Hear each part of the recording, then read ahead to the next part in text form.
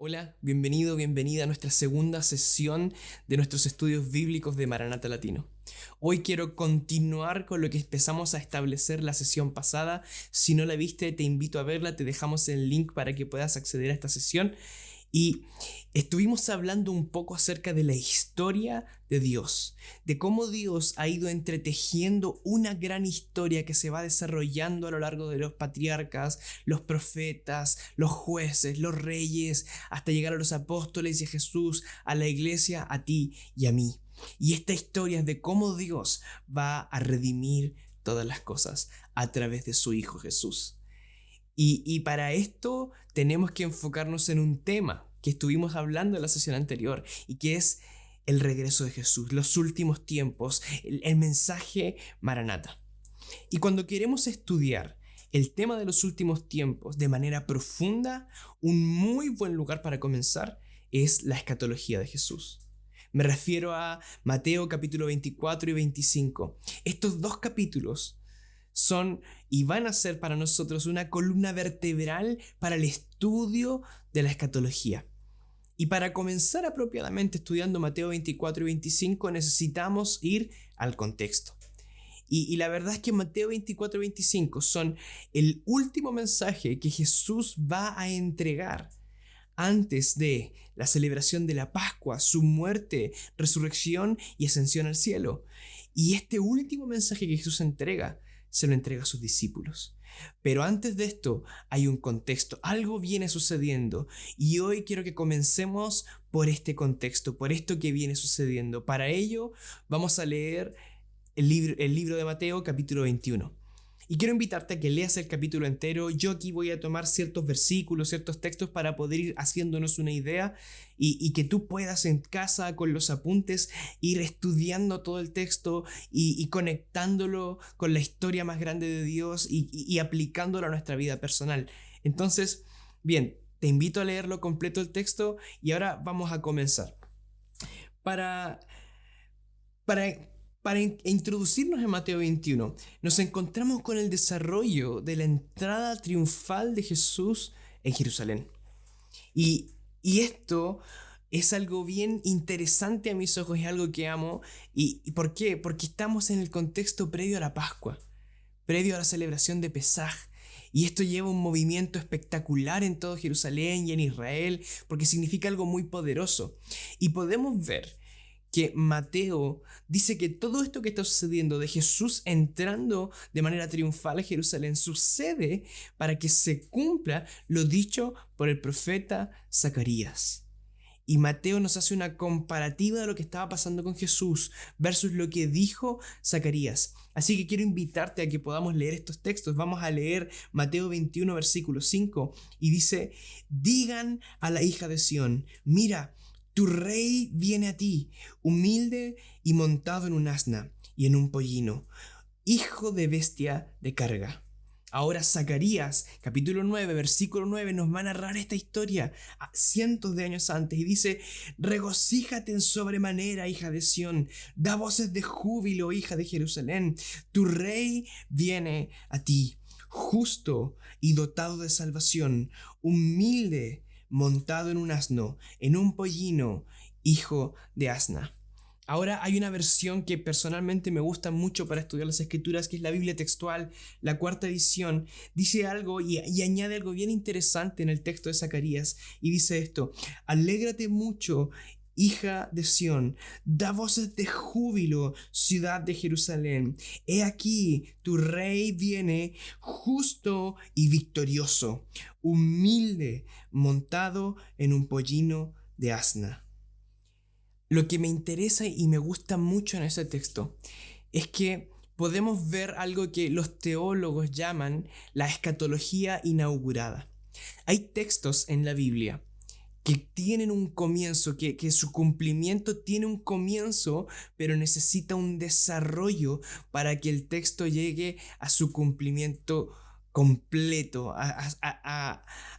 a la plenitud del cumplimiento de la escatología que tenía este texto. En este caso, Zacarías, podemos ver esto. En Zacarías 9:9 vemos una escatología inaugurada, con Jesús entrando en Mateo 21, tal como Zacarías lo describe. Pero he aquí la situación. Sabemos que Zacarías nos está diciendo que Jesús viene triunfante y victorioso. El rey que viene triunfante y victorioso. Pero Jesús en Mateo 21 aún no había destruido o no había triunfado sobre sus principales enemigos, quienes por las escrituras entendemos que es Satanás, los poderes de este mundo y su último enemigo, que es la muerte. Y entendemos a la luz del contexto que estamos viendo que Jesús aún no había hecho esto. Por lo tanto, hay una parte que Jesús cumple, una escatología inaugurada en Zacarías 9, pero hay una parte que Jesús se reserva de cumplir hasta el final, hasta el escatón, hasta el escatos, hasta donde podemos ver como los hebreos siempre dicen, hasta el Yom HaSharit, hasta el día del Señor. Esta escatología inaugurada va progresando, avanzando y creciendo hasta que se cumpla de manera plena en el día del Señor. Y entonces esto, como se le suele decir hoy día, es una sombra profética de lo que Jesús va a hacer en su segunda venida. Y esto nos da esperanza de la justicia. Esto nos recuerda, ¿cierto?, a lo que Daniel 7 profetiza cuando el Hijo del Hombre se acerca al Anciano de Días, recibe la autoridad para juzgar y desciende nuevamente y juzga a las bestias, juzga al imperio del anticristo y conocemos o vamos a conocer el fin de la historia, ¿no? Entonces, entendemos que el contexto de Zacarías 9 es el juicio de Dios derramándose sobre la tierra, específicamente en Israel. Y podemos ver que este juicio va a suceder específicamente en los últimos 7 años previos al regreso de Cristo, lo que en Daniel 9 se conoce como la última semana, lo que se profetiza también como la semana 70, o lo que Apocalipsis nos muestra, ¿cierto?, como los últimos 3 años y medio, que son exactamente de la gran tribulación, pero hay otros acontecimientos que rodean los últimos 7 años. Y es necesario que podamos recordar cuál es el contexto que está viviendo Israel en el momento de Mateo 21. Nosotros sabemos que en la historia de Israel podemos encontrarnos con muchísima opresión. Sin ir más lejos, desde que los reinos se dividen luego del reinado de Salomón entre el reino del norte y el reino del sur, vemos que lo primero que sucede son estos gobiernos que se apartan de Dios e Israel comienza a sufrir. Comienza su deterioro y esto se incrementa hasta llegar al punto de las deportaciones, específicamente donde el reino asirio viene y provoca la deportación del reino de Efraín o el reino de Israel, que es el reino del norte. Luego, unos años más tarde, llega el rey de Babilonia y produce la deportación del reino del sur, del reino de Judá. Y esto es solo el comienzo de los dolores para Israel, porque sucede que durante esos años de deportación, esos años de exilio, esos años de sufrimiento, hubieron masacres, hubieron actos abominables como lo que sucedió con Antíoco Epifanes. Luego podemos ver las guerras macabeas, las insurrecciones y todo lo que sucedió durante el dominio de los imperios paganos sobre la tierra de Dios, sobre la tierra prometida para Israel. Entonces, en este contexto de sufrimiento tras sufrimiento, de deportación tras deportación, nos encontramos con un Israel muy quebrado, con Israel que está golpeado socialmente, políticamente, económicamente, emocionalmente y espiritualmente. Nos encontramos con un Israel que está desesperado por el cumplimiento de las profecías mesiánicas. De hecho, esta fue una de las características de la generación del primer siglo, que anhelaban la venida de este Mesías que había sido prometido.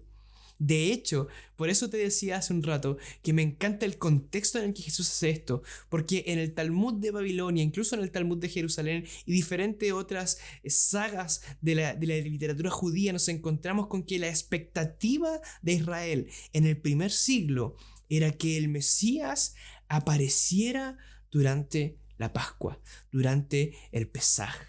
Y aquí suceden cosas bien interesantes con respecto a lo que Mateo 21 nos va a decir, porque cuando Jesús nace, nos encontramos con un pueblo que ha sido esclavizado, que está siendo oprimido por Roma, que no tiene la libertad que antes gozaba, y nos empezamos a encontrar con muchas complicaciones. Y en los apuntes te pongo ciertos aspectos. Por ejemplo, la situación que se compara con el tiempo del Éxodo, donde Israel estaba siendo oprimido por Egipto, donde había una opresión espiritual, donde había una opresión literalmente física al punto de la esclavitud, emocionalmente, y etcétera, etcétera, etcétera. Pero quiero centrarme en tres aspectos, que es la opresión espiritual, social y cultural, el liderazgo espiritualmente corrupto y abusivo, y un deseo profundo de justicia y reivindicación que había en Israel. Y es en este contexto que el pueblo judío, que estaba muy familiarizado con las profecías, ven a Jesús entrar.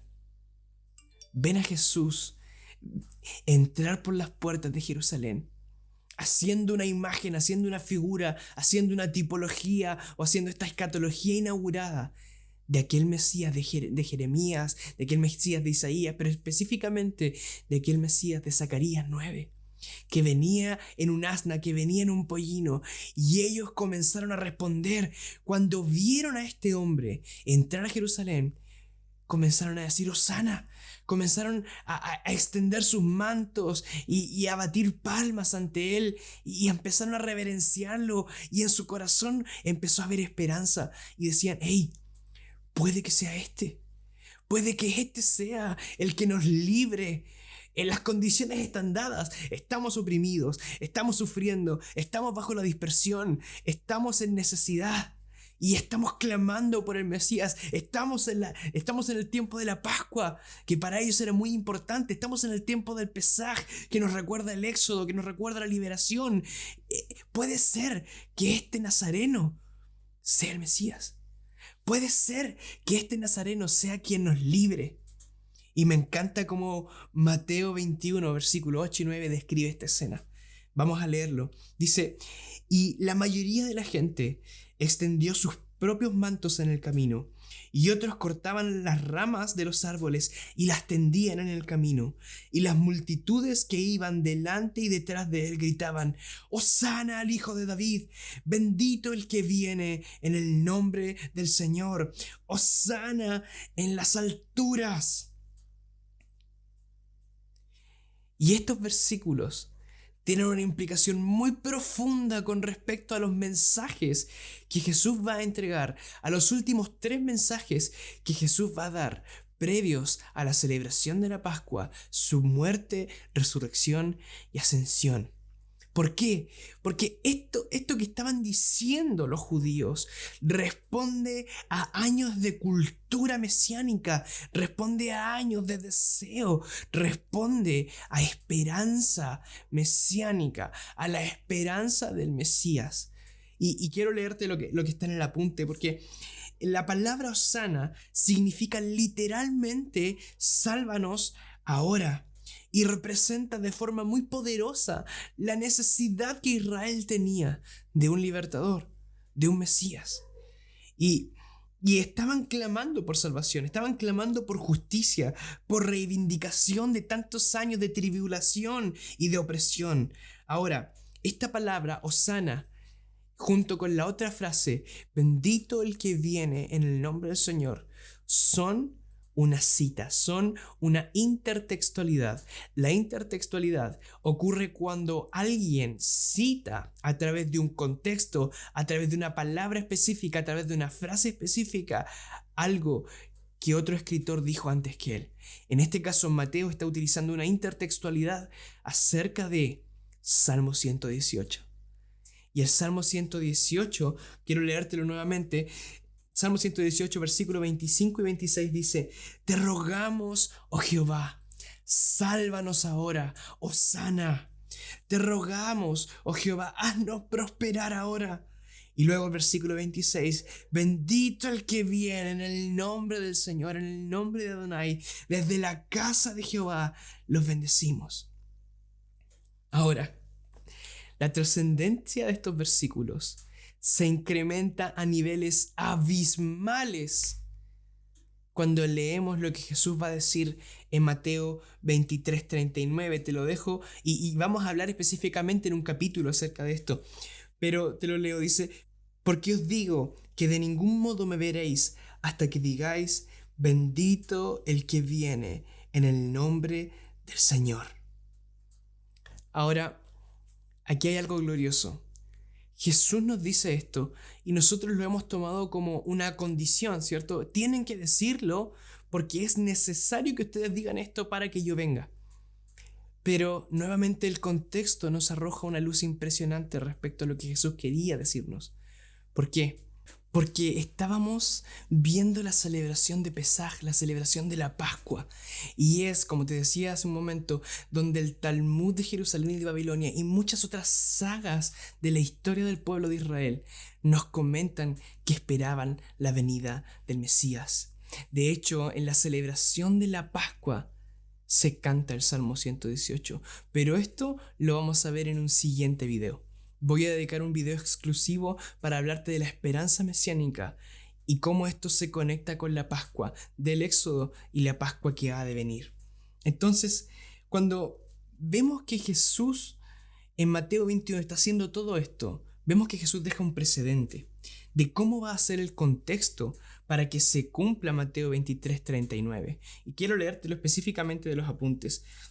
Vemos que Jesús deja un precedente en Mateo 21 de cómo va a ser el contexto para que se cumpla Mateo 23:39, que involucra Salmo 118, versículo 25 y 26.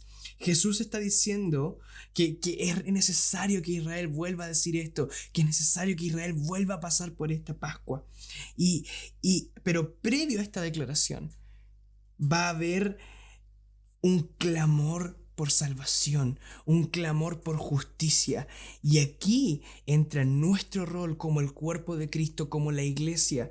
Y quiero hablarte de Salmos 22, versículos 30 y 31, que declara que una simiente escogida va a servir a Adonai.